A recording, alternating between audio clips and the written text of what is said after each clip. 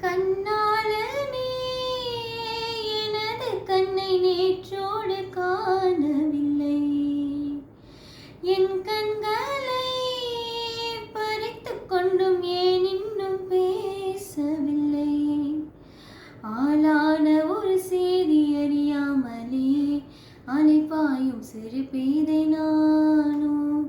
உன் பேரும் என் பேரும் தெரியாமலே உள்ளங்களிடம்